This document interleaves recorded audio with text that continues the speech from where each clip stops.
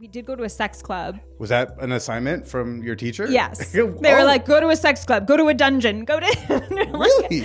I'm like, babe, we have to go to these places. And he was like, okay. Sex school is wild.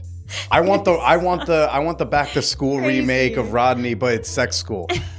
He's joining his son for sexology class. Hey, dildos for everybody. But first, a word from our sponsors. Celebrate Mom for Mother's Day with help from Whole Foods Market. Whether you're treating her to brunch, dinner, or a nice gift, you'll find it all in one place. From May 10th through 16th, 15-stem bunches of tulips are on sale, just $9.99 for Amazon Prime members. Plus, shop 365 by Whole Foods Market for brunch staples on a budget, including smoked salmon, the mini quiche trio, and more. For dessert, pick up a heart-shaped cake from the bakery. Only the best from Mom at Whole Foods Market. Terms apply. Let's face it, money is the one subject we all need to deal with, but no one actually wants to talk about. The good news is there's a podcast helping you learn everything about money no one taught you. Meet Everyone's Talkin' Money, hosted by me, Shauna Game. Everyone's Talkin' Money focuses on relevant, inclusive, and forward-thinking conversations around money and just helps you get in a better relationship with your money no matter what your goals are. Do yourself a favor and subscribe to Everyone's Talkin' Money podcast on Apple Podcasts, Spotify, or wherever you listen to podcasts. Welcome to the Man-Whore Podcast.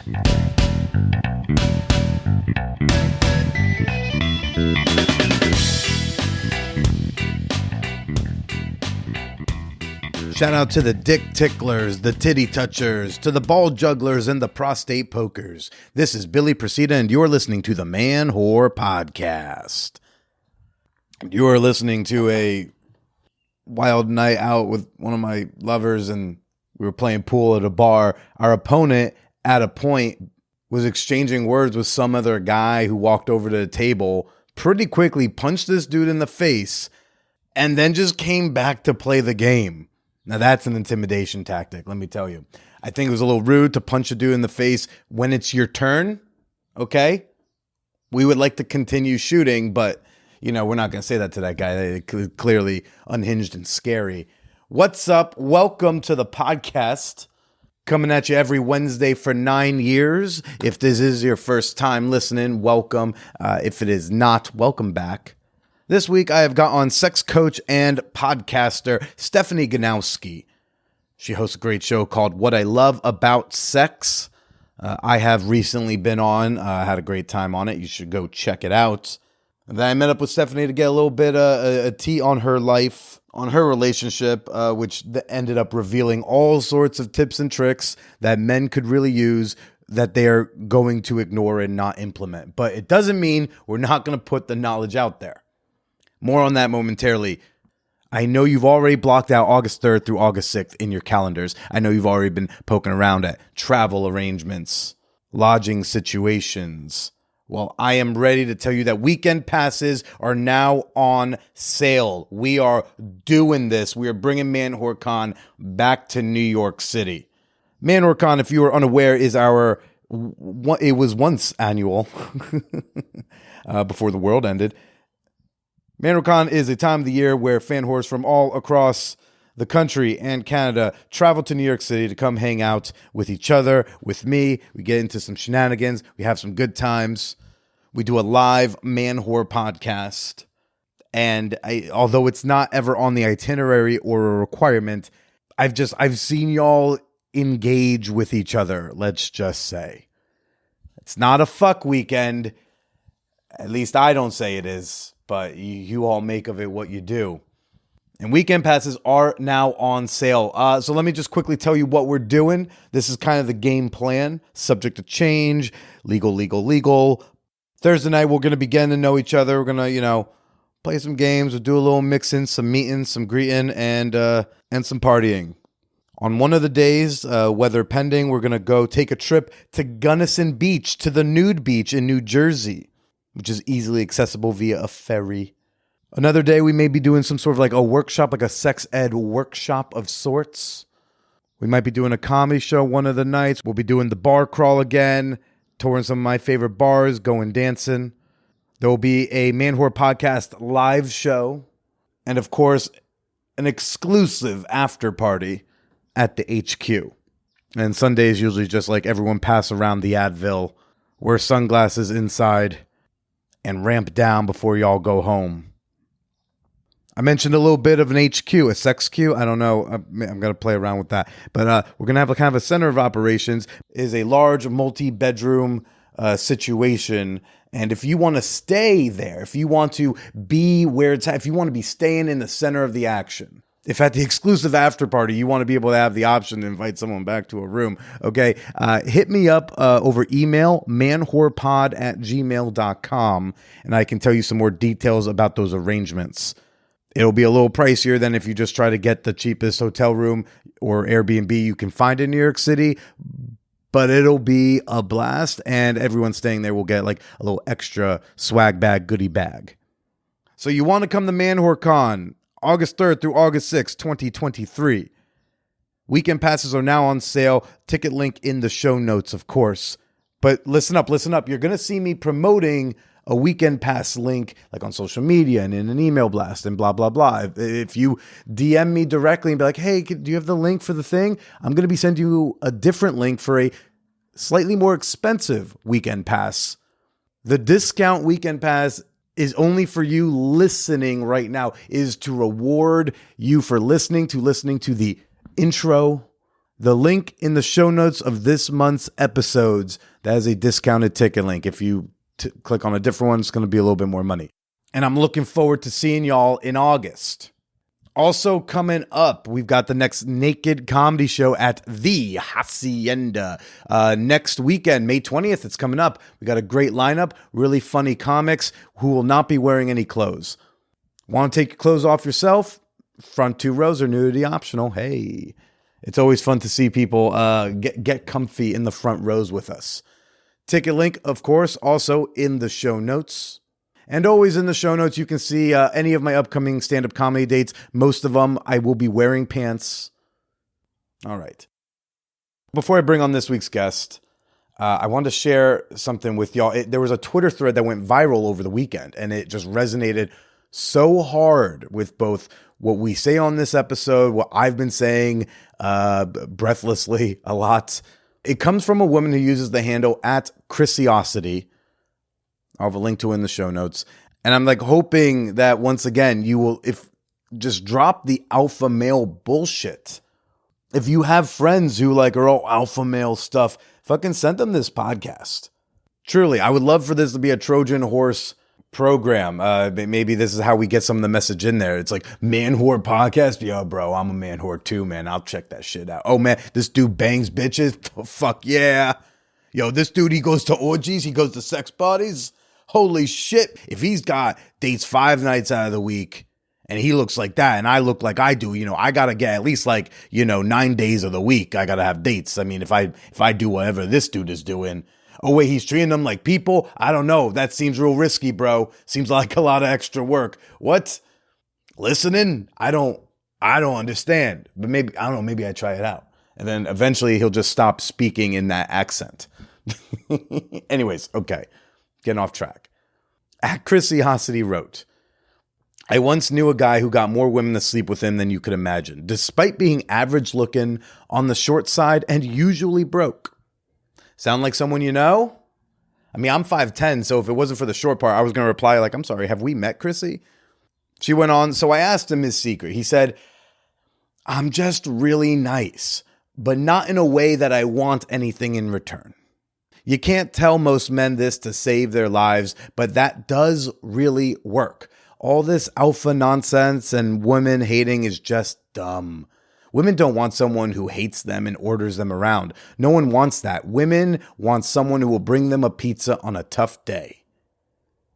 I don't know what's been in the water lately. This is me, Billy, talking again, but I don't know what it is that there's been all this alpha male influencer shit going around. A lot of Andrew Tate types, something about let's put out their success. Let's put out their chauvinism. Let's put out how great I'm doing and fuck you if you're not. It's the self-improvement thing taken to a really weird extension. what was it? I think it was like the 80s-ish, right? It was like the 80s, 90s, like the self-improvement thing, the human potential movement that was like kicking on. And then, there's stuff about like self-improvement, a little gender, like with men and how to be a man. But it was like how to be a man, like how to be more successful in business. And then it was like how to be more successful, like get the body that you want. Then the pickup stuff started going on stronger where it's okay, here's how you get women. And then people were starting to get a little disgusted with pickups. So then it started to branch back off and loop back around to, well, how you get women is you improve yourself, which I like that. I like that way better. Do better in business and you're going to do better with your body. And it's all about improving yourself sincerely for yourself. And then the women come. The women coming is still, right? It's still like this goal.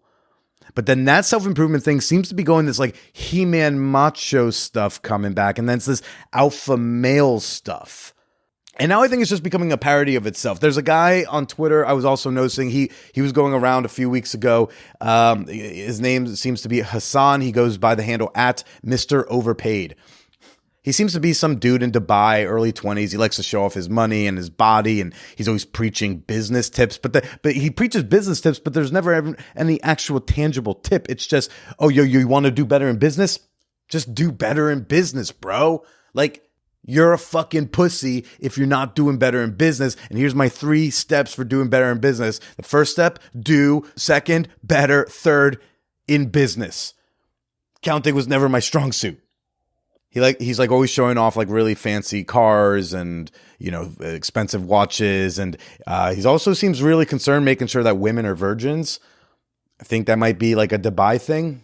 In the States, I think there's a little more realism where they're like, well, we can't expect them to be virgins. We just don't want them to be like super sluts. Like you can bang maybe 3 men while you train to eventually be with me. And this dude, Hassan, he posts pictures a lot, like he'll post pictures with a couple of like hot women around him that he probably paid to pose with him. I don't know this. I'm just guessing.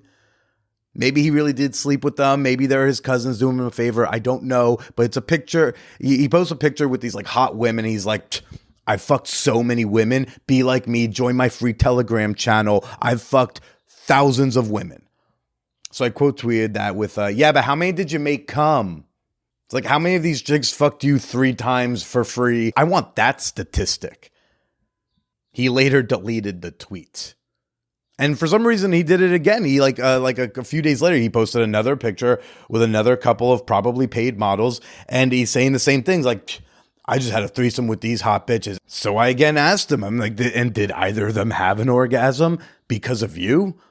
And he deleted that tweet too. Now, I will say that there are some women who buy into this alpha man shit. I'm not going to pretend that those videos because I've seen those TikToks too. And I think they have been just as brainwashed as the alpha douches. I think they have to accept abuse to get the alpha personality they want, which is a false choice. It's like when people say, I don't know, can I vote for people's equal rights or the economy? Like that's not supposed to be how it is. You can have both. There are plenty of alpha, macho, muscly, knows how to like fix a couch, emotionally intelligent dudes. They think boys being boys means living life with integrity, not empty dominance.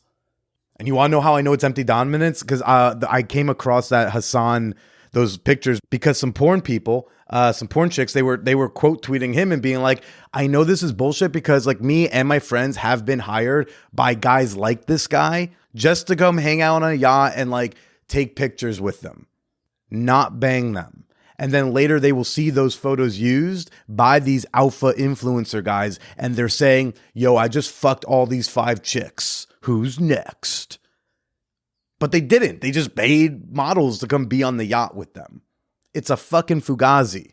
But I don't want to ignore the fact that there are women who are out there, the trad wives, the chicks who are talking about bitch ass dudes and they complain about whatever happened to the real men in this world.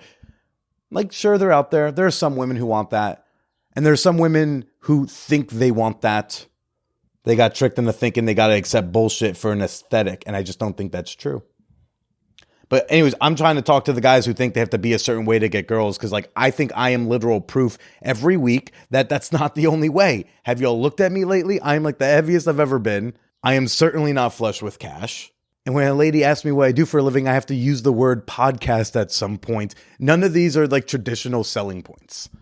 The crucial part is being the nice guy without expecting something in return. Doing something not to get laid, just doing it because you think it's right. At Caliandra said, try not to think about getting laid for like 5 whole minutes. You'll be all right. If you really want to learn about women and get a look into their heads, click the link in the show notes to Chrissy's original tweet and just like go through the replies. I'm going to read a few of them to you. At Roxy Moxie writes, we know when you're being transactional with us, doing something because you think you'll get something from it, even if you don't realize you're doing it. Doing something for no reason, just to make someone else happy, gets you so much more. And me, I'll add, if it doesn't get you something, actually, don't be mad about it. Like, be happy you made someone else happy. Like, damn. The first tip I ever got for a sex party back when I was like, I think 23, from my older friend Jen, she said, if I see a hot couple like going at it and they're like winding down, go up to them and be like, oh my God, you guys were like really hot. Do you need water? Offer to get them water, because everybody at a sex party always needs some water. Everyone's like, yeah, I could actually use some water. And then you go get them some water. And then you come back and you give them water and you wait a beat, and either they say like, thanks so much, cheers, take care. And then you fuck off. And that's fine because you did a nice thing. Or they like go, oh my God, thank you for the water. Oh, what's your name? Oh, how long you been coming here? And now you're in a conversation with people. You might make some new friends. You might even get some sexy time. Who knows? You can't do that to get laid. You just do that to show you're chill, that you're cool. And if you just walk away when they say thanks and disengage, you show that you're safe. And being safe, dudes, is hot. Women love going home and knowing they're not going to get raped by the guy they're bringing home, right? It's like crazy hot. At Sad Communist Dog, which is a very big LOL of a handle, wrote, there is no seductive power greater than making a femme person feel legitimately safe. At CPT Party Tits, I don't know what CPT means, but we love parties and tits here on this show. She writes, be a truly decent person equals get laid. It's really not at all as hard as someone makes it out to be. And again, if you're upset you're being nice and not getting laid, then you're not being nice. Because so many nice guys stop being a nice guy when they don't get something they think they're supposed to get because they were a nice guy. Like, but I'm a nice guy. What the fuck? Hole punch in the wall.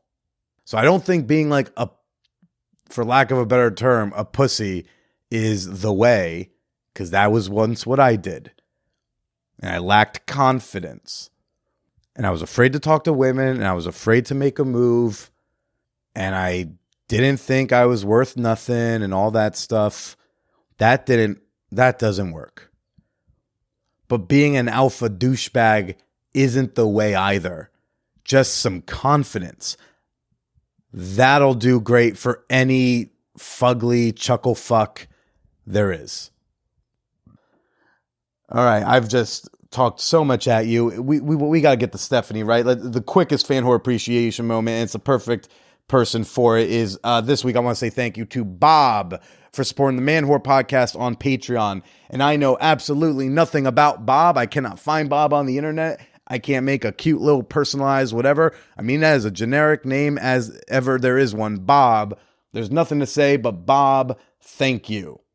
And thank you to everyone showing up on Patreon. I do need it now more than ever.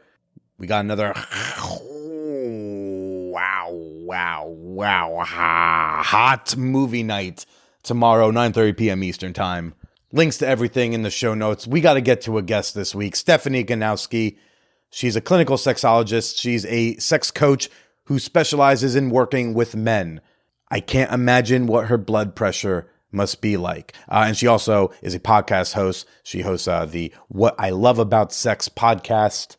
Had a great time getting to know her. Let's go chat with Stephanie, not Steph, Ganowski. Celebrate Mom for Mother's Day with help from Whole Foods Market. Whether you're treating her to brunch, dinner, or a nice gift, you'll find it all in one place. From May 10th through 16th, 15-stem bunches of tulips are on sale, just $9.99 for Amazon Prime members. Plus, shop 365 by Whole Foods Market for brunch staples on a budget, including smoked salmon, the mini quiche trio, and more. For dessert, pick up a heart-shaped cake from the bakery. Only the best from Mom at Whole Foods Market. Terms apply.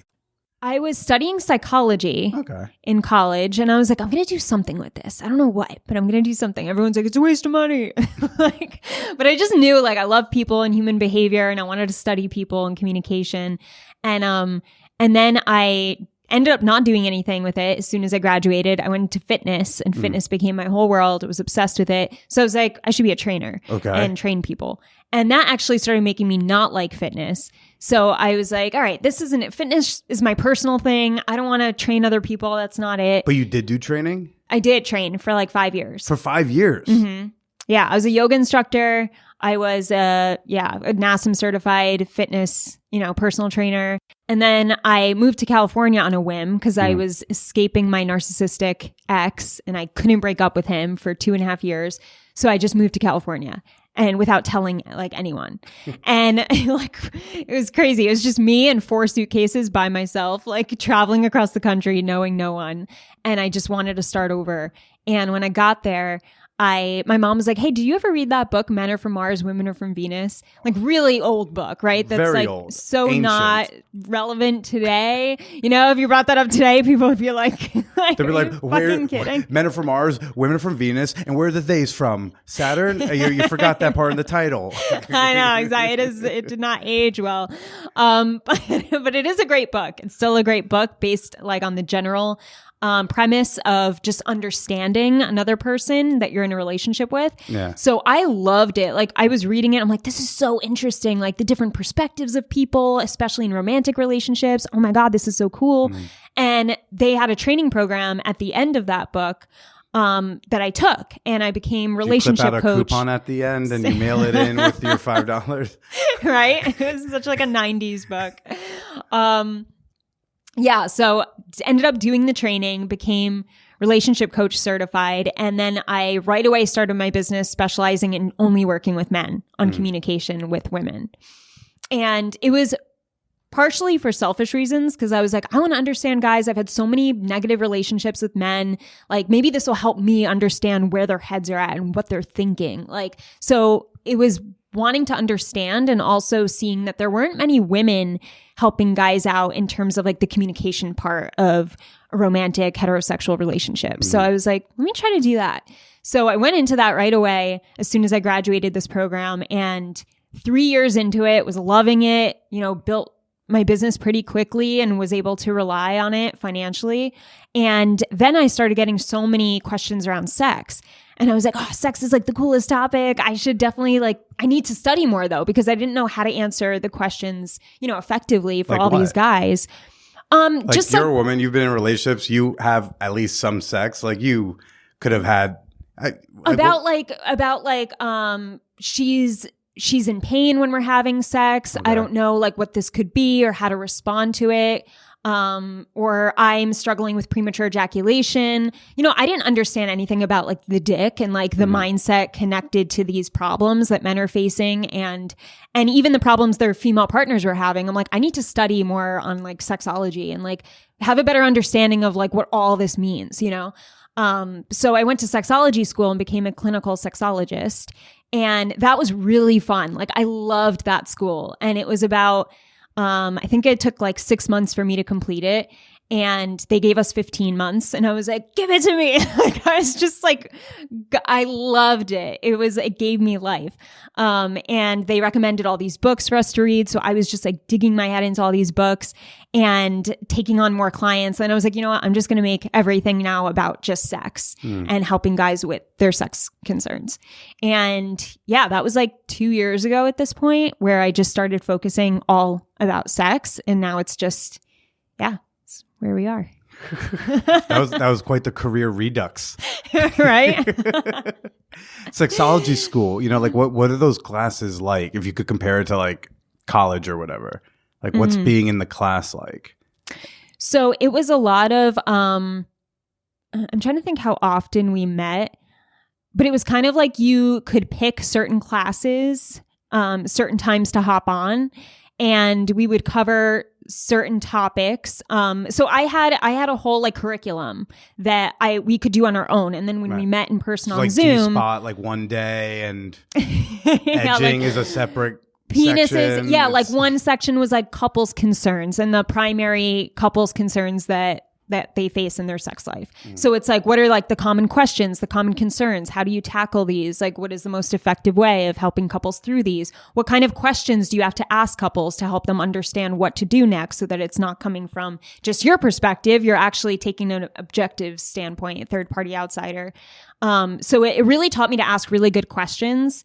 And it also taught me that, like, you know, not everything is about my own perspective, because I feel like before then it was really easy to just be like, well, I think you should do this based on like what has based worked on for my you. values Yeah. or what's worked for me. Yeah. And that's not going to work for everyone. So now it's more like, okay, well, have you ever thought about it this way? Does that help you out thinking about it that way? And if my client's like, no, that really doesn't make sense, I'm like, okay, what about this way? You know, it's never like, well, try to think of it, like, like make it work, you know? And I think, to have that type of viewpoint that's very like objective, and just knowing that there are so many different angles of how people view things, like you can never come at it in one way. Like you have to understand what the person on the other side, like how are they thinking, and what hits them when it comes to, you know, giving them that light bulb moment. Because, Almost like being in a relationship. Yeah. Pretty much. Yeah. So it just helped me to build that skill. And also I think every week was a new topic, like you know, heterosexual couples. And then another one would be, understanding penis problems, understanding, you know, vagina problems. And just like specific categories. There were only about maybe 10 different categories. So it didn't go into like everything, but I just tried to focus on like the male sex concerns most, because that's what I was passionate about taking out of this program. But yeah, we had homework, and then we had reports to submit, and then we had to watch videos. We had to read books and do reports. We had to do practice sessions. So we had to ask people to volunteer for me to video and coach them through certain scenarios, and then, you know, send those recordings in with their permission, of course. So it was definitely, it was cool. It was just threw me into the world right away. Do you consider yourself like a type A personality? I never have, but recently I think I am more. Yeah. I feel like the way you even just like answer I just feel like the way you just went on is like a very kind of like type A focus. Like you're very ready for like your New York Times profile. You're just like, you've got, you know, it's like, I'm sure like if I asked you, got a couple anecdotes like already pre-planned in the pocket. I'm sure like you have a plan, like I'm going to start a podcast. Here's A, B, C, D. Okay. I'm going to go to Sexology. Okay. Like I feel like you get shit done. Yeah, I'm very structured in that way. Like I know what I need to do next, and I know when I want to do it.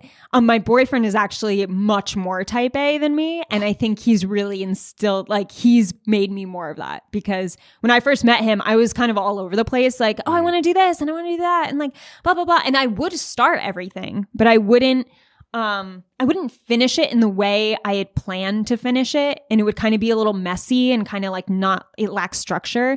So when I started seeing him, he was very much like, okay, well, here's what my structures look like. And here's what and he kind of gave me like a framework to use the way that he does. And I'm like, wow, it's actually easier when you go into it, like knowing, all right, I'm going to work on this week. And then I don't have to worry about anything else until next week. So that's how I started. I actually started thinking a lot differently just recently. So that rubbed off on you? Yeah. My totally. sister's fiance is very similar. He somehow reined in this very all over the place woman. And like has reined her, and she's like still, but like focused it's like she's.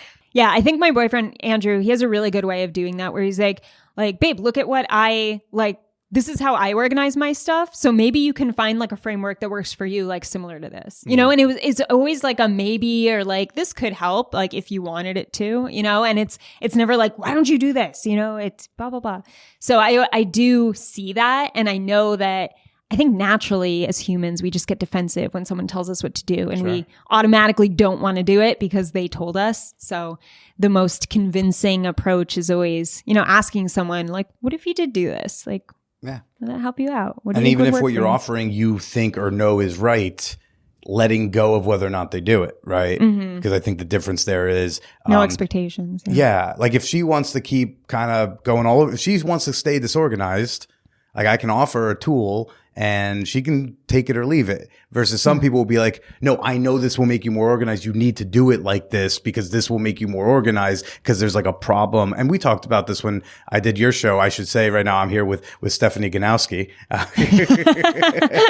who we recently recorded an episode of your podcast. And we talked about like a lot of dudes can be like, there's a problem, here's a solution.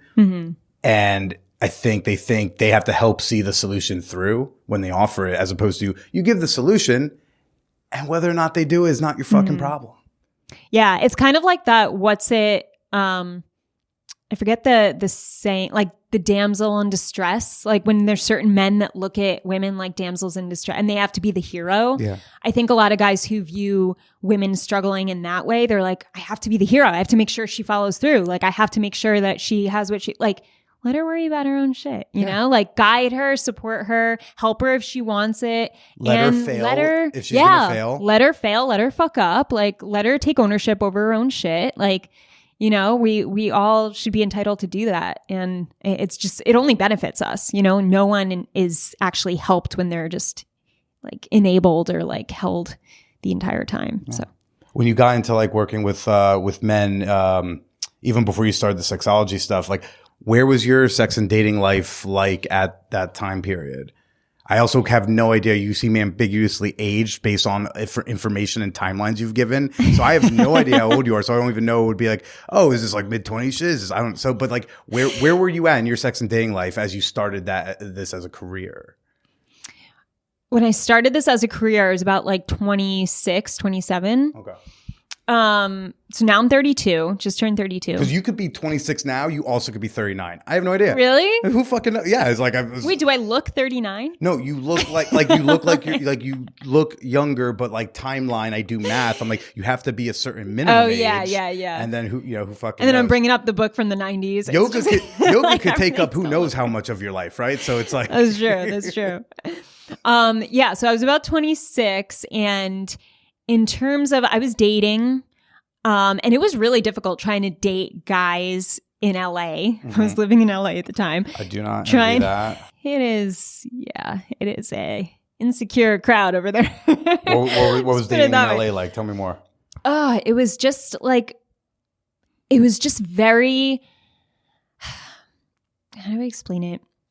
Very insecure. Like I would, if I said I worked with men and I was a communication coach for men, because that was like my title at that time, like it was either like laughed at and it like just made fun of, in a way where it's like you knew they couldn't start any type of conversation around it or show any, like they weren't confident enough to express curiosity in it.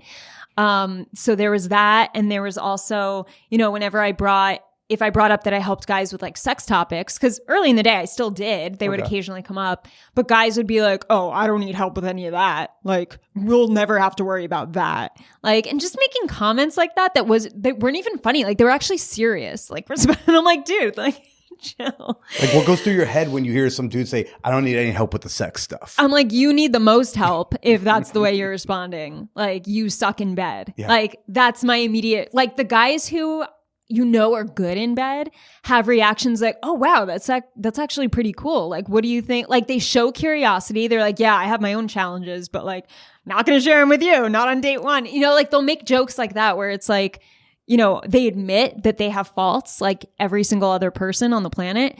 And they're not afraid to admit that. Their ego doesn't get in the way of admitting that like we all have sexual challenges, because we do. And, when you have someone who's like, oh, like, I don't need any help there, it's like, that's just a red flag. And are you just thinking of certain like days of your courses? Be like, oh, I remember that was like week 3 of the course. They told me about you. It's right. Yeah. I mean, it must be interesting to be learning about things and experiencing it while you're dating.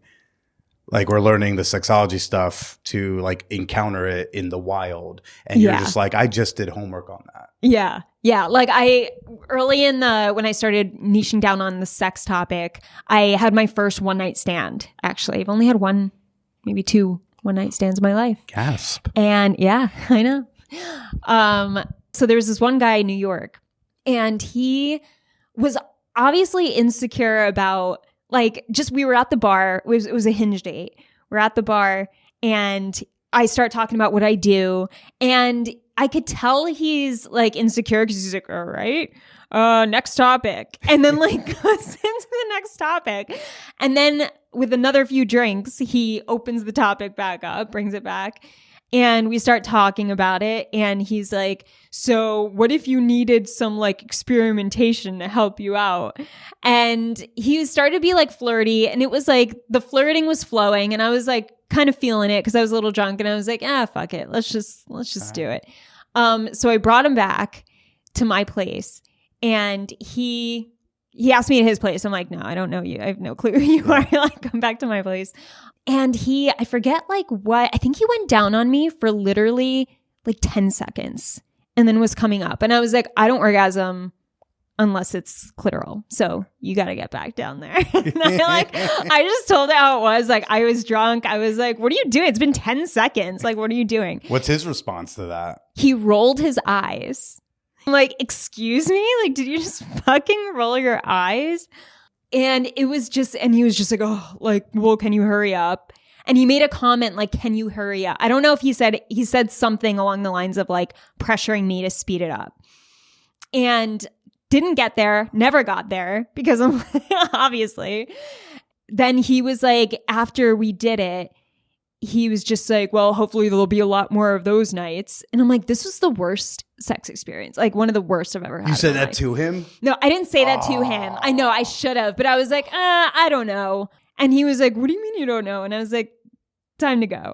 And I had a little of an attitude, but I was still being a little flirty about it because I just have a hard time being like a straight out bitch. Sometimes you want to say things and it's just the safety element just doesn't allow you to. So yeah, he texted me like 10 times for a year, like throughout the entire year. And I was just like, when is this dude going to give up? I didn't answer any of them because it's just, in my opinion, never worth it going back and forth with someone you don't want to waste energy on. So I'm like, never again.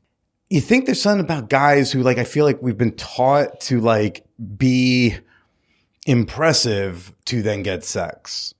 And therefore, like when they're saying on the day, like, oh, I'm not going to need any of that. It's them trying to be like, they're puffing up their chest. Yeah. Peacocking. Instead of just being vulnerable or open or real. Yeah. I don't think we were given permission to do that. You weren't. And that I do, feel for guys in that regard because it's like, when you say the word vulnerability to a man, it's like, I don't know. I wasn't really taught that masculinity equals vulnerability. So if I want to be masculine, I don't think I should do that. I don't think I should open up about myself emotionally. Like, how do you be both? And I think that hasn't really been taught very clearly to men, in my opinion, based on what I see. So my tip is you cry while wearing a sports jersey. And then I've really like melded the two together. Right.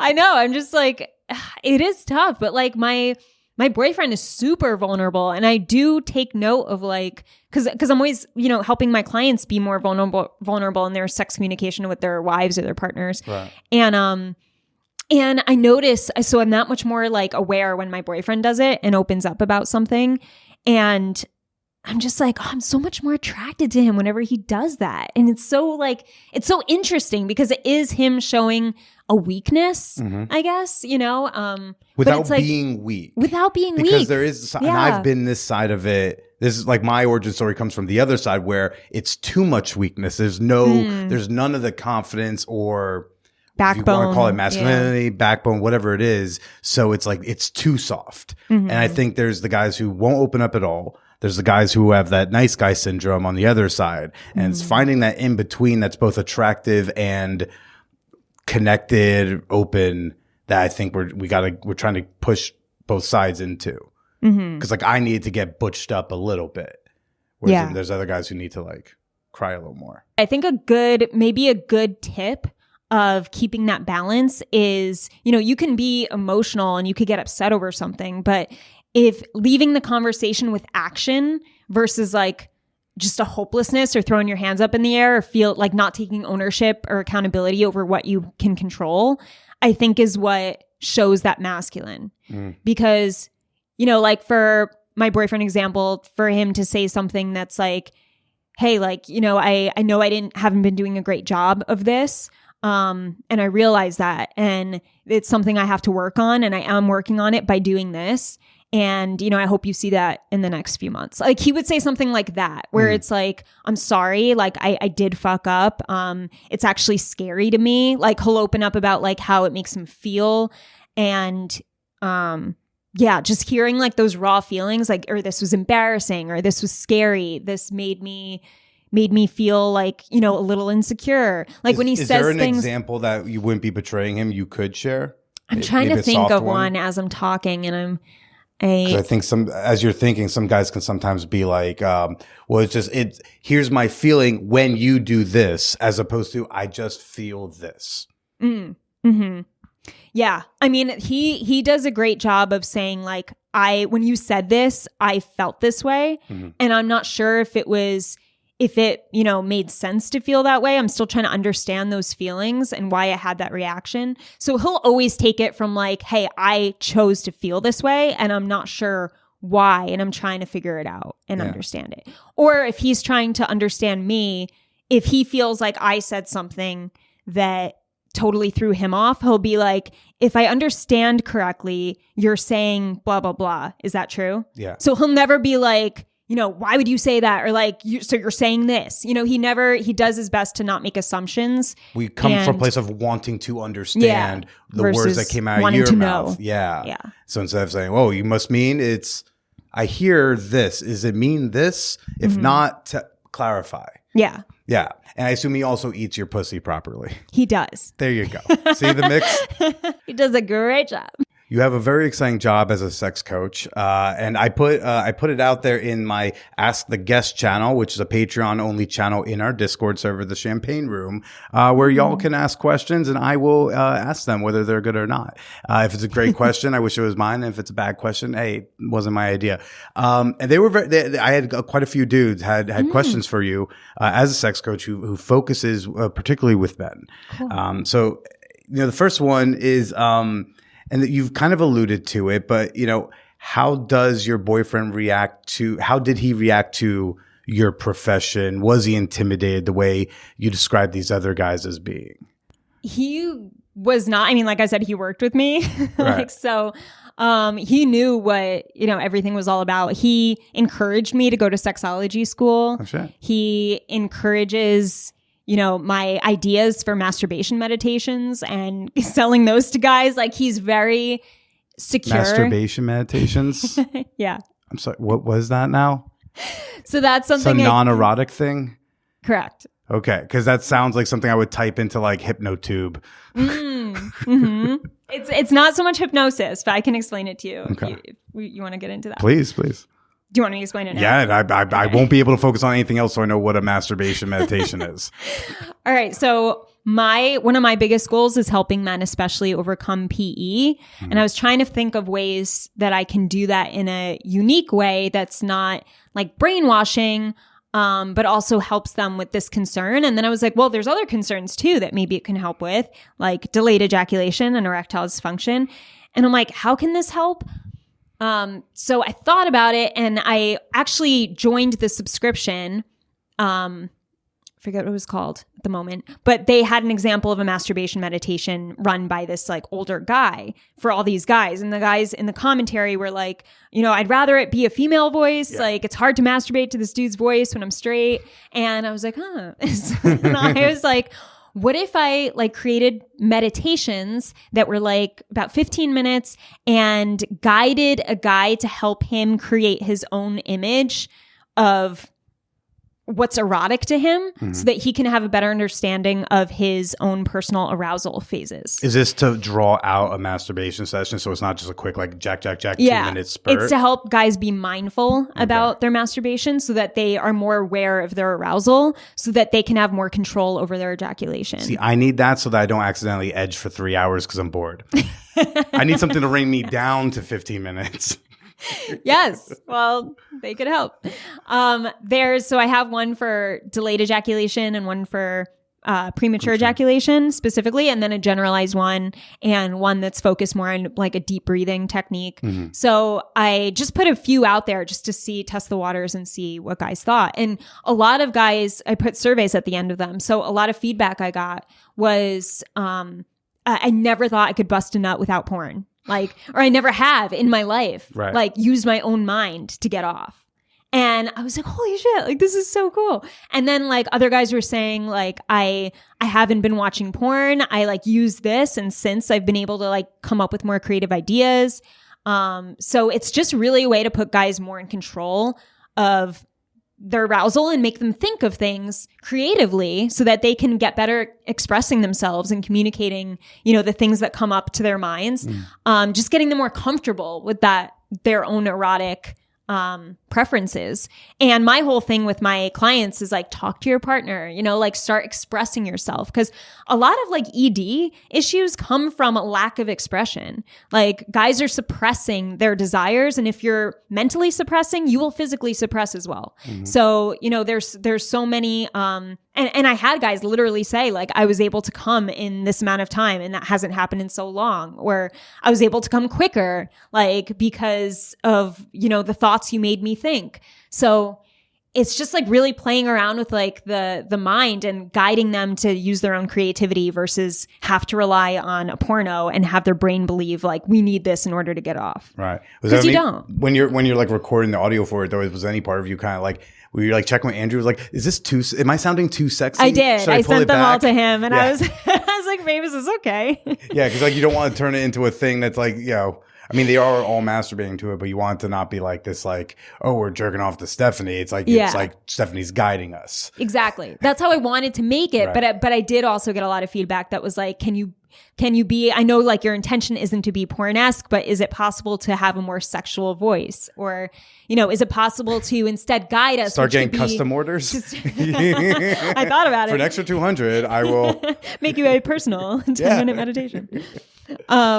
No, but I was thinking, I get the point. I get it probably is hard to jack off to something that sounds clinical, where no, I think if it's calm, I think if it's with your voice versus the dude's voice, at least for me, there's something about having that calming guidance. It's just it could be hotter with a hotter tone, but that's not where you're selling. So it sounds like you put out what you meant to. Just obviously a dude's gonna be wow, she guided me so well. It'd be so hot if she said the word cock a few more times though, yeah, and in a slow, sexy voice. So Andrew was into all you're learning at Sexology. He's hey, I'm test dummy. Anything you want to work on? Yeah, sometimes I'll be babe, I got this new toy I have to promote. Can I put this in your ass? He's like, nope. Okay. So there's some things that are off limits when he's a test boyfriend, but for the most part he's just super supportive and wants me to win and is my number one fan. So that's so cool. That's good. Yeah, I think number one fan's a very important thing. You should be your partner's cheerleader in their career if they have a professional career path. And that's what I was looking for. I was when I would think about my ideal partner, I would think of him just supporting me and loving what I do and loving how I light up about it and being attracted to that part of me. That was really important to me because my business is so important to me. So I couldn't, whenever I would go on dates with guys who didn't light up at the fact that I lit up at my work and they were too insecure to handle it, I was just you're not for me. I miss that of my last relationship. I'm hearing that. I'm oh fuck. Cause I was her number one fan. Fuck. Okay. Pivot, Billy. Lance wants to know how do you separate the professional sex coach brain from your personal intimacy with Andrew? It was interesting because especially when I was in sexology school, they were like, we encourage you to experiment with things and try new things and do this in the bedroom and like try this with your partner. So poor Andrew was like, what the fuck? Like, is this what you're like? Like, it was basically every night was like trying something new, and it got a little overwhelming for him because he just was not used to that. And he, you know, came to me and said like, I feel kind of like used. No, it wasn't used. He was just like, you know, I feel like kind of, I forget the word he used. It was not, like uneducated, but not the word uneducated. Like inexperienced. Yeah, he was like, you're making me feel like inexperienced. Like I thought I knew how to do yeah, this. like I thought I like did a bunch of stuff, but like I did not apparently. But he was like, do you think there's a way where we can, you know, maybe like tone this down a little bit and like pull back on some of the toys, like just, you know, starting out our relationship? Because this is like when we were first started seeing each other a lot in person. And like we did long distance for a year. He was in Austin, I was in New York. So whenever I would see him for 10 days, it was like 10 days of wild sex. Right. And then I'm gone. Yeah, and that was definitely something for him that we had to work out. And How did you work it out? I asked him specifically like what he liked, and it was interesting because when I asked him, he really didn't know how to answer that question. And I asked my audience to kind of test that theory I had where like, I feel like most men don't know what they want. And guys had a really hard time, like my clients and the guys I asked, like knowing what they want. They're like, I want to pleasure her. I'm like, what do you want though? Like, what do you desire? Like, what feels good on your body? How do you like your dick sucked? Like, how do you want me to touch you? Like, how do you want me to kiss you? What do you want me to say to you in your ear? Like dirty talking, like what would really get you aroused? And like Andrew, like didn't really have specific answers to that. And he's like, I really have to think about this. Like, this isn't I kind of just always like went with it and didn't really sit down and think about like what I would ask for. And like, that was kind of a very odd question for him, I think, based on his reaction. And so he wrote down his needs. I ended up writing down mine, like the top things that were most important to me, like forgetting all the crazy stuff that I don't need. It was just fun and experimental. And we kind of just got on track with each other's like basic sexual needs. And that way we felt confident like going into a sex experience where he was like, all right, we don't have to do all the things, but I want to make sure I'm doing the things that are most important to her. So it was kind of like giving him that confidence and then me pulling back on experiment with everything. Class stuff. Yeah. And just, you know, once in a while bringing something up. But I do remember there was one night where I was like, okay, then we'll do this. Put this on me. Like, what was this? Come on now. I like had him put like a ball gag in my mouth and then like a leash on me and then like an ass plug in and then tie me up. Like there was just so much not normal for you.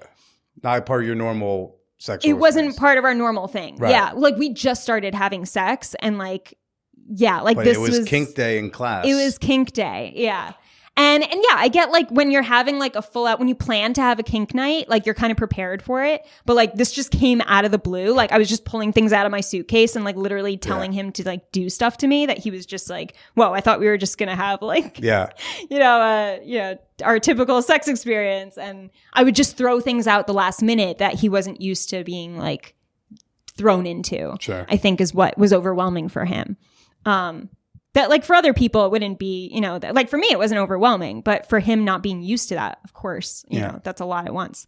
So yeah, it was really just understanding like our basic needs and then him practicing and then he got to a point where he was like, I feel like I'm very in my head because now I'm trying to, and I noticed him being in his head because he said he was trying to think of the things, like remember the things that were most important to me and like make sure that he did those things. So he was getting a little like out of the present moment and he was saying, I don't feel as emotionally connected to you because I'm like in my head. So then we like worked through that. Yeah. And at the same time, like I had my, you know, own issues too, where like then I couldn't be present because I was worried about our connection. So you're also trying to breathe through this ball gag that you don't normally use, right? It's like, I've had one of those in a couple times. It's fucking You're just like, some of them don't have holes. It's like, oh, fuck. This is not safe. Breathe through the nose, I guess. Okay. It's tough. Yeah. It's like, he's like, I'm trying to both like make sure you're like, don't suffocate and remember your top things and be sexy. And then also figure out where I'm going to enjoy this. Yeah, no. Yeah. So I could see where that, the professional and the personal, they mix when our professional lives are quite fun and sexy. But you have to delineate sometimes. Sometimes there's going to be sex that's for work. But hopefully most of the sex that we're doing is for our personal stuff. Mm-hmm. Yeah. But we did go to a sex club. Was that an assignment from your teacher? Yes. They were like, go to a sex club, go to a dungeon, go to Really? I'm like, babe, we have to go to these places. And he was like, okay. Sex school is wild. I want the back to school remake of Rodney, but it's sex school. He's joining his son for sexology class. Hey, dildos for everybody. Basically. Yeah, it was they were just encouraging us to do everything and anything. But how was the sex club? The first one was a little creepy. Where'd you go? New York City, both of them. Anywhere I would know? Checkmates was the second one. Oh, that's like is that fancy? Is that a swingery one? Yeah. Okay. It's not too fancy, but I think the entry fee was like 100 something. Oh yeah, that's pretty normal. Yeah. And then what was the first one? The first one is a little sketch. Love a sketch. Oh, yeah, in Queens. But no, it was in Manhattan on in a really nice area. So I thought it would be, our expectations were just higher. but we did, it was fun. Like there were some characters there and yeah, we had a really funny experience. I ended up whipping a trans woman tied to St. Andrew's Cross? Yeah. And yeah, that was just fun. It was just like, take off your clothes and like just like going. And then like the security guard was like, all right, try this whip. And I'm like, this is so chill and like weird. It's such a fun newbie thing where just like you're walking through, someone's like, hi, do you mind can you paddle me real quick? Exactly. That's that's what it was. I don't want to be rude. Pow, pow. Excuse me, do you want harder? Yeah. And then she's like, can you touch me? And I'm like, no, like I'm not going there, but like appreciate that you can communicate that. It was very respectful. It was it was fun and respectful. It was just there were a lot of guys. Sounds like a swinger club then. Not like Checkmates though. Like Checkmates was like, oh well, I think you have to bring a partner to Checkmates. Some places you have to bring a partner. Some it's just like different entry fees and then when we got there, it was just like it was a bit overwhelming and just overly sensory overload. Yeah. Like it was just like a huge porno was playing on a screen in front of us. The sound was so loud and then there's really loud music on top of it. Everyone around you is fucking. And then the scent. The scent. That's another sensory overload. The scent. Everyone's just touching you. They start touching that's and then not it's good. like, yeah, I know. That was a bit annoying there because like I was having sex with Andrew like on a couch and there's like people like guys touching me down my arm and I'm like, stop. Hacienda, if I'm just talking to you on the couch, I want to touch your shoulder, I'm supposed to ask first. Yeah, exactly. Like they wouldn't touch my genitals, but like it doesn't matter. Yeah, like if I'm touch. naked and you're Let's face it, money is the one subject we all need to deal with, but no one actually wants to talk about. The good news is there's a podcast helping you learn everything about money no one taught you. Meet Everyone's Talkin' Money, hosted by me, Shauna Game. Everyone's Talkin' Money focuses on relevant, inclusive, and forward-thinking conversations around money and just helps you get in a better relationship with your money no matter what your goals are. Do yourself a favor and subscribe to Everyone's Talkin' Money podcast on Apple Podcasts, Spotify, or wherever you listen to podcasts. Wow, this person's trapped in the wrong story.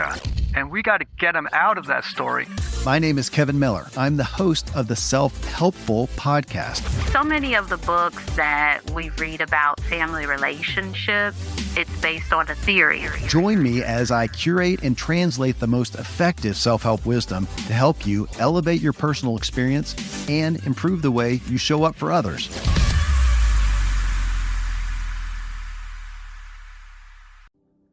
Do you have trouble sleeping after a long day? Do you also love free podcasts? After years of struggling to fall asleep, I discovered meditation and hypnosis as a way to calm my body and mind before rest. I studied in those two disciplines for years, and now I host a podcast called Sleep Cove that helps millions of people around the world fall asleep every night. Subscribe to Sleep Cove wherever you listen to podcasts right now for a better night's sleep starting from tonight. There's a couple other questions from the channel. Nathan wanted to know, are the issues you see with single men different than with partnered men? That's a good question. A lot of the issues are the same. I would say with single guys, there's just more performance anxiety. I would say because they're most likely not with a partner that they have fucked a bunch of times. So there's not that confidence and comfortability. And it's just like, am I going to perform well to the point where she's going to want to fuck me again? Or, this is another first time. Here we go. Like that first time for a lot of guys can be apparently, anxiety producing. It's an audition. It feels like an audition if you make it be an audition in your head. Yeah. And I mean, it makes sense, that you would feel that way. Like you have this physical part of you that you're hoping will do the thing you want it to do. And it's not, something you could just fake as women can fake. So it's, I would say that's the number one is like the performance anxiety, and then the maybe single guys have more of this negative, maybe not negative is the right word, but like if they have a certain view about women or about sex, it actually prevents them from getting in relationships. So that's definitely something that's different from guys who are already in one. What kind of a view? It could be like, I haven't had enough sexual experience. So because I haven't had enough sexual experience, I don't want to embarrass myself and have sexual experiences. So they actually self-sabotage and keep themselves in this cycle of just not being sexual and not, working on their sexual confidence. And I always tell guys like masturbation is a great tool to work on your sex life and your sexual confidence because it's still sex. Yeah. When someone asked me how my sex life was when I wasn't having sex with men, I would still say it's great because I was still having sex with me. Yeah. That was great. So it's, it's interesting to see how guys who have very little sex confidence hardly masturbate, and when they do, it's like they do as quickly as possible, and then most of them end up with premature ejaculation because of that. And it's why, like, I mean, when I was younger, and it's like not my primary guiding force because I have a little more confidence in myself now, but I'll still do it from time to time. Where I'm like, when I was like dating, the first time like I'm gonna hook up with you, I'm actually gonna take PIV off the table. We're gonna fool around. We're gonna do this. That's a good idea. Yeah. I'll tell them before we go upstairs. Like, I'll be like, hey, by the way, like, because I've learned that adult women sometimes are annoyed by it, and I've been yelled at many times. So I'll have to. Oh yeah, women don't know how to handle rejection to sex from someone who is interested because they haven't been trained for that. Because they've been trained to like either you don't want it, and most of the time they can handle that. Because like, what? He's just not interested in me. They're having a hard time being like, but I've offered the pussy. And they're not doing the thing I've offered that I've been told everyone will want and want so badly. Sometimes they'll take it, right? So I'll be like, oh, we're going to fool around. Like, just because I want to learn how your body works before I barrel in with my dick and hope that's the solution. Rarely is. So I'm like, I want to learn your cheat codes so that I can feel, because if I'm inside you and I don't feel confident, it's hard to keep my boner. It's hard for me to have a good time. If I know some of your cheat codes and I'm inside you and I'm like thrusting and doing whatever, I'm like, oh, I know she likes a little choking, or I know she likes her nipples tweaked like this way, or I know I can do this, or like, I know her clit's like super sensitive. So if I want to, so I'm not going to rub it while like I'm going, whatever it is. Yeah. I want to know that before the first time I go in. So that's why I used to take it off the table a lot. And then now audition feeling is so much lower because most of what I'm auditioning with doesn't involve my hard dick. Yeah. So now I can just like try to learn you. And then the whole part of like, oh, and getting me off, that's pretty easy. Like, well, we'll figure that one out. I'm confident. A mouth, a hand, my hand. We'll figure out how to get me off. But like, let's first learn your body. And then next time, if you still want to fuck me, like, then I'll be so much more confident fucking you. Yeah. Because I kind of already got an idea. Do you explain that to women? Like Yeah. So when you're like, hey, let's save that because I just want to like get to know you. And your I want to body like a learn little how your more. body works. Yeah. I won't do as much of a speech unless they are really confused. Yeah. And some of them get really confused because they're and then guys, I mean, look, I don't want you to use this in a manipulative fashion. However, I will say that my experience through like a lot of college and in my 20s, if I was turning down fucking the first time, oh my, did they feel like they now needed to come and like conquer me. Because like I denied them, and now they almost want to fuck me more. Yeah, I can see after the that. first time, so long as like I was competent, they were like, okay, well I want to see what like fucking him's like. I Yeah. guess I gotta go back for another date. Yeah. And I wouldn't ever do it for that purpose, but that was an outcome I would does see happen. sometimes. Yeah. Yeah. So I think like if dudes are like nervous, and if you're listening to this now and you're relating to what she's saying, take it off the table. Yeah. And it's okay if you say it confidently. Don't be like, oh, well, I'm not really experienced. I just, I don't really know. So I'd really like Yeah. to start slow. How about just like, hey, I want to learn how your body works. God, is that like, I am told that is a very hot thing to hear. He wants to learn how my body works to the point he's not going to fuck me. Probably wants to fuck, but he's going to take that off the table just to learn me. Damn, let me sit on this boy's face. That's so true. That's so true. And it's the same thing as saying, because you are saying this in a different way. It's the same thing as telling women, like, I just want to listen to you. Like, and women, so many women just want to be fucking heard and like actually listened to. So by you saying something like that in the sexual way of like, I want to understand your body. Like, I want to like learn your body. I want to listen to your body so that I know how to respond to it when we're ready to do this. It's just, it's just what women need as a non-sexual intimacy to get super aroused for that time when it's actually. I want to time for listen sex. to you with my hands and fingers, right? Like that's just it's another way of listening. That's a great way to put it. And I also love how you were, mentioning so many aspects that go into sex that don't have to do with your dick. Yeah. And most of it doesn't have to do with my dick. Most of it does not. And that's why like performance anxiety, when it's like, I don't know what my dick's going to do. Like, can that bring anxiety, and is it understandable? Yeah, of course that's understandable. But like when you put all of the expectation on just your cock and you think that's what makes great sex, then yeah, that's going to create so much anxiety if that's your belief that like it relies on your cock. Like the pleasure relies on your cock. You're just creating more and more anxiety, which is likely to cause problems.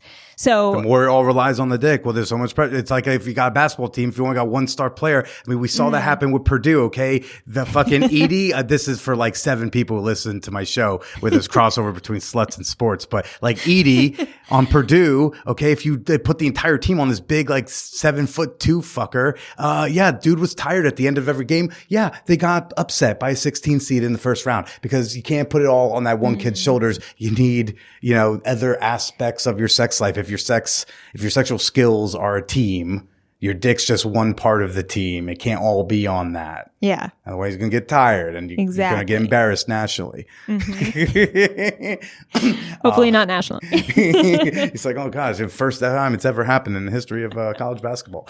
I think that's. And then last night, do you remember when we did your show? I think I had just done that oral sex audition thing. Where Yes. maybe I was okay. So You were about to do it. I was about to do it. Well, the first chick we had was very directive, right? I went on a proper date with her last night, and she even told me, she was like, when we were getting ready to go back, she's like, I'm actually like currently right now, I'm not even like that interested in like being penetrated by a dick or like doing much with dicks, which I'm like, okay, fun, hot, and like I can run a little submissive, but I'm just like, whatever. I can always like. I'm thinking in my head, I'm like, okay, I'll jerk off while I'm going down on you. And she got very dominant and like directive of things. And she like was like, at one point I said like, can I take it out and touch? And she was like, no. So I'm like just eating her out and swallowing a lot of cum, and like fingering her and all this stuff, right? And really getting to know her body. She's telling me, ooh, nipples, don't need you to do that. Very neutral for me. Cool. Like I'm learning everything. Yeah. And then by the end of it, like we're finishing up and doing the last whatever hydration she has left. And she like did let me take it out. And like now, and I was hard the entire time. And I'm hard because I know I'm doing a good job and I'm learning how her body works. I have nothing but very splashy positive feedback loop.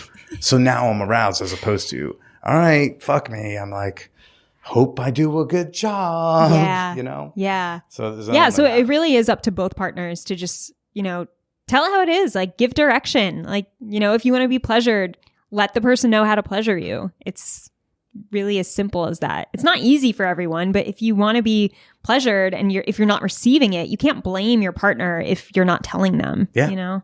And I think a lot of people do that. Yeah.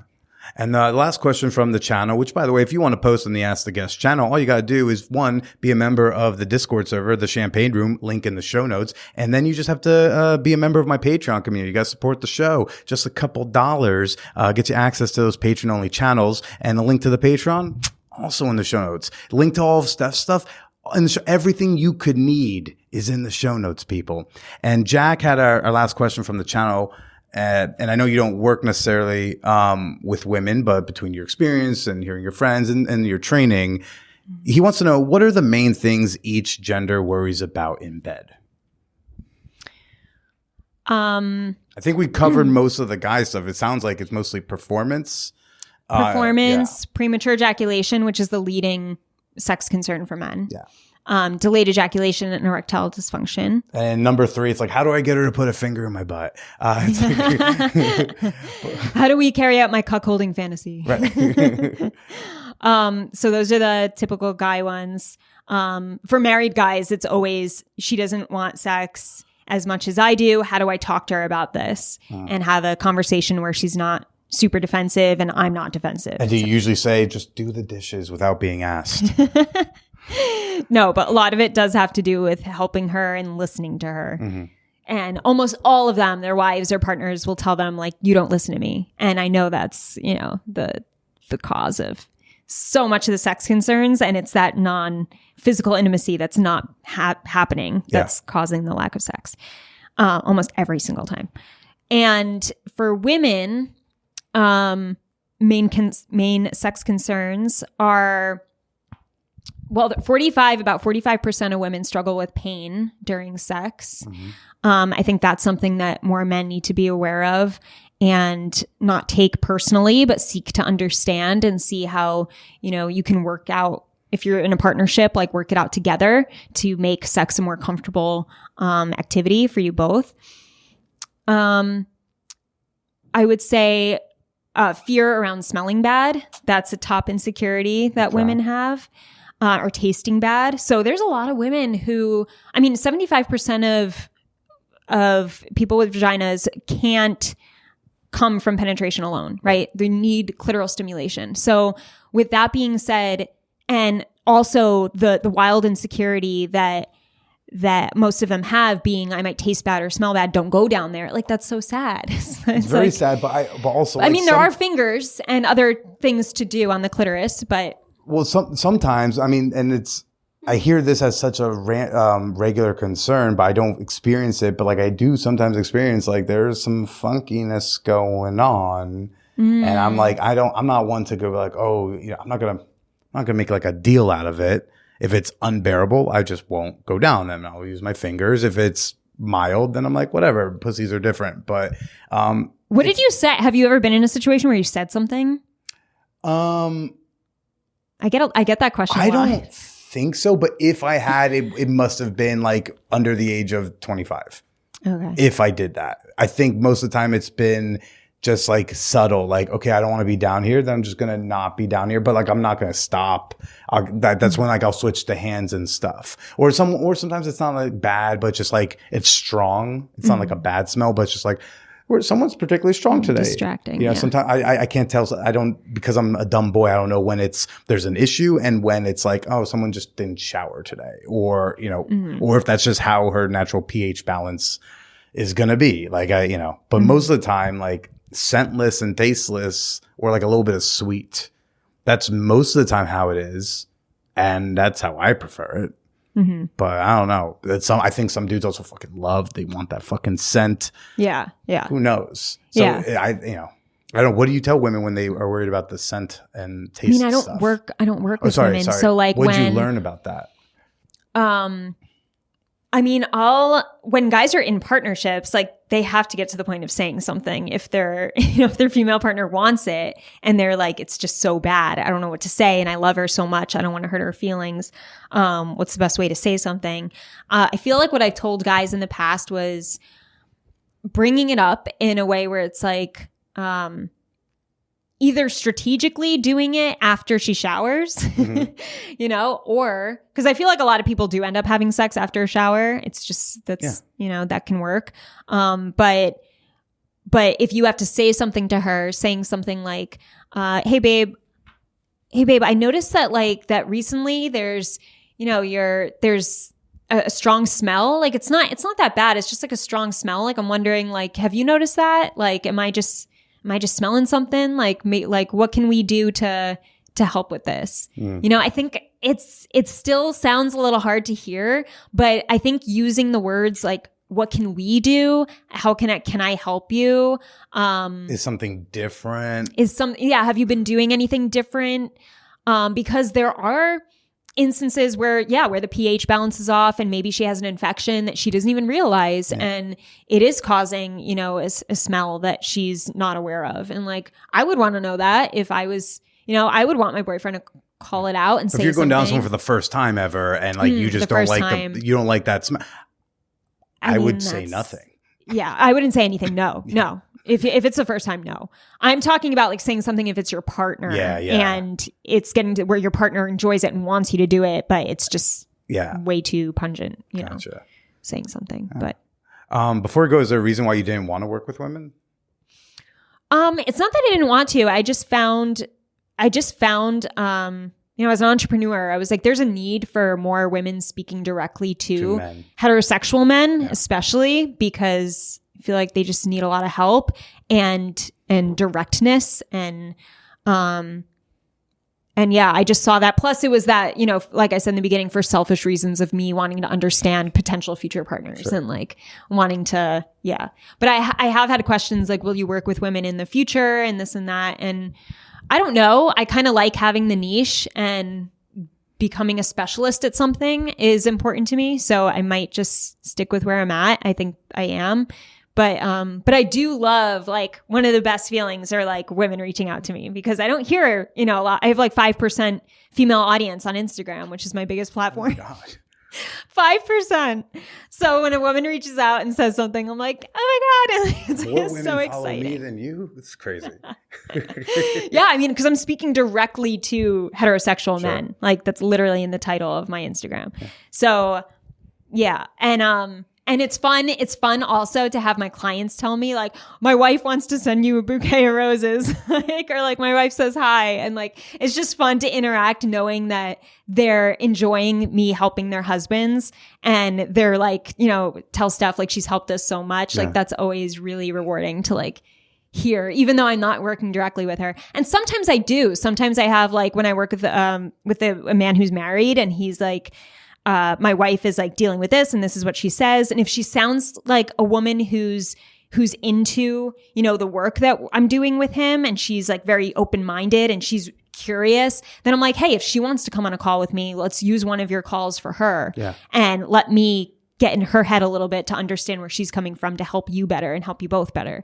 And I've seen wild success with a couple I did that with. And it was just, without that call with her, that one call, we wouldn't have seen the amount of progress we saw. So that was definitely beneficial for that couple. That's amazing. It was fun. That's so cool. Well, Stephanie, where can people go to find you, follow you, listen to your podcast, and take a look at your work? Yeah, they can find me at What I Love About Sex is my podcast. There are over 300 episodes at this point. So once a week, I am putting out new episodes. They can find me on Instagram at Steph Ganowski. Also YouTube at Steph Ganowski. TikTok at Steph Ganowski. Now that's Ganowski spelled the typical Polish guest way. Yes. Okay. Like, as soon as you say Polish, you're like, I have an idea. I know how to spell that out. Yeah. Gotcha. You said YouTube also, Steph Ganowski. Yeah. And if people want to work with you, just go to like Instagram. Yeah, if they go to Instagram, the link in my bio has the application to work with me. Fantastic. So, yeah. Well, that was so great. Thank you so much for your time. This is great, Billy. Thank you. People should go check out my episode of Stephanie's show. What I love about sex. She asked me questions I don't normally get asked. It was a really cool chat. I think I told you afterwards. I very appreciated that convo. So, This is great. Yeah. Well, why don't you go ahead and say goodbye to everybody? All right, guys. Thanks for listening. I really appreciate you. And hopefully you enjoy the podcast.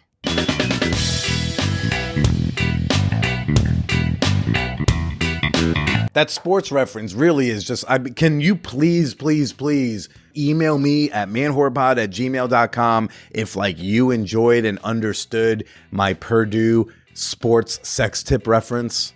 Because it is so heartbreaking when I make a sports related sex joke and everyone responds with, "Oh, is that sports ball?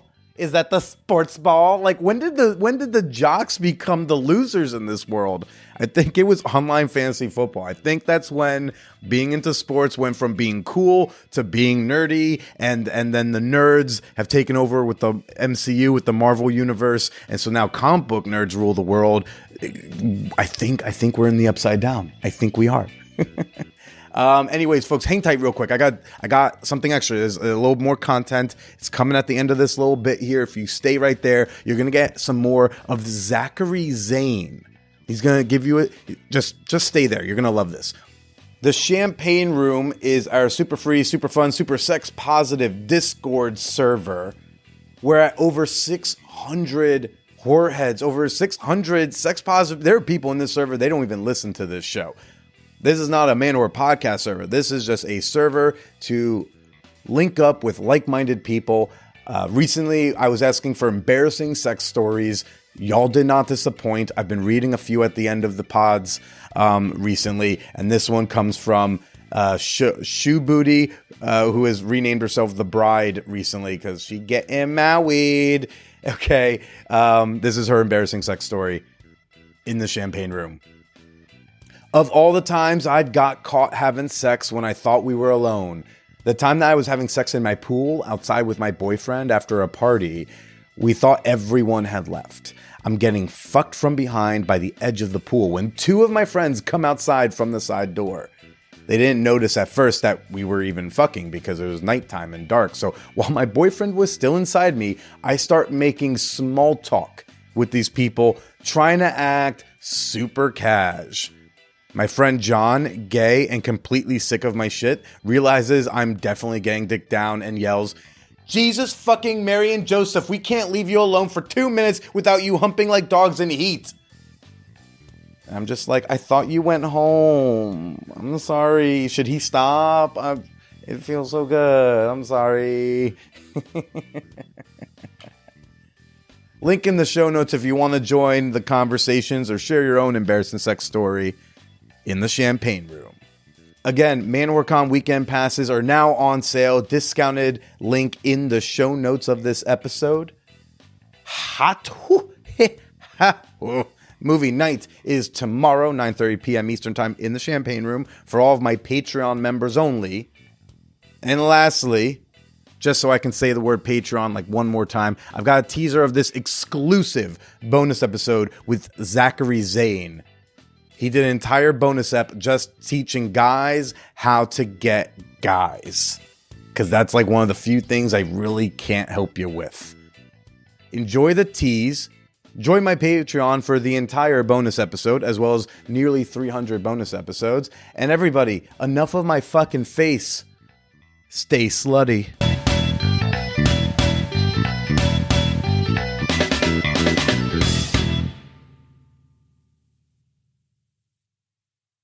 Oh, I blew my Uber driver a couple weeks ago. Stop it!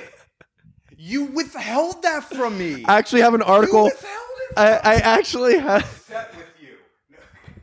I actually have a funny article for my little digital zine newsletter that's coming out next week because I shared this with some friends and none of them were surprised. They're all just like, how? Yeah. They're like, how do you move from the back seat to the front seat? How'd you know he was gay and you're sucking his dick?